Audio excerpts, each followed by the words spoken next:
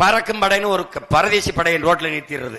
ஆட்டு வியாபாரியிடத்தில் பணம் பறித்தார்கள். ஏண்டா அயோக்கிய பேல, அவனே ஆட்டு வியாபாரி. கொடுப்பதும் வாங்குவதும் குற்றம். சரி, எவனையாவது ஒருத்தனை கைது பண்ணி ஜெயில போட்டிருக்கேன்னு சொல்லு பாப்போம், சொல்லு பாப்போம். இந்த தெண்ட கருமாந்திர செலவு, தெண்ட கருமா தெருவங்க இருக்கு. 100 விழுக்காடு வாக்கு போடணும், போடலன்னு என்ன பண்ணுவ? பறக்கும் படைன்னு ஒரு பரதேசி படையின் ரோட்ல நிறுத்திடுறது. ஒரு பரதேசி படைய 2106 பேர் வேலை செய்யறார். 2106 பேர். யாரு? தொலைக்காட்சியில் செய்தி என்ன? ஆட்டு வியாபாரியிடத்தில் பணம் பறித்தார்கள். ஏண்டா அயோக்கிய பேல, அவனே ஆட்டு வியாபாரி. அவன்கிட்ட ரசீது கொடு. ஆடு வித்தவன், நீங்க 2000 ரூபாய்க்கு ஆடு வாங்கியிருக்கீங்க, இந்த ரசீது. ஏன்னா சந்தைக்கு போயிருக்கேடா முன்ன பின்ன, ஆடு மாட்டு சந்தைக்கு.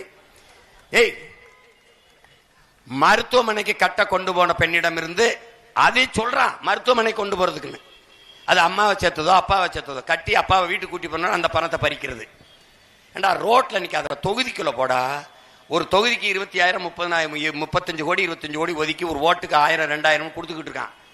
டப்பா பரிசு, டப்பா பூஸ்ட், அப்புறம் என்ன டிஃபன் கேரியரு, அண்டா குண்டா, காசு அங்க கொடுக்கறான். அங்க போய் தடுக்க துப்பு இல்ல. நீ நேர்மையான தேர்தல் ஆணையமா இருந்தா என்ன பண்ணிருக்கணும்?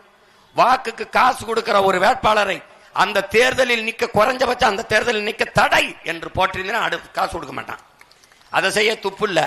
உழைக்கு மக்கள் உரவாங்க காசு எடுக்க போகும்போது, மளிகை முட்டை மூலம் வித்துட்டு இல்ல காய்கறி கடைக்கு சரக்கு வாங்க போகும்போது, வீட்டுக்கு அரிசி ஒரு பாம்பு, அந்த காசை பறிச்சுக்கிட்டு இதுவரை 75 கோடி பறிச்சு இருக்கிறோம். அப்புறம் திருட்டு பைகளை நாட்டை கொடுத்தா ரோட்ல போற மக்கள் காசை தான் பறிப்ப. அங்க கொள்ளையடிச்சு கொண்டு காசை ஓட்டு காசு கொடுக்கறான், அதை பறிக்காம.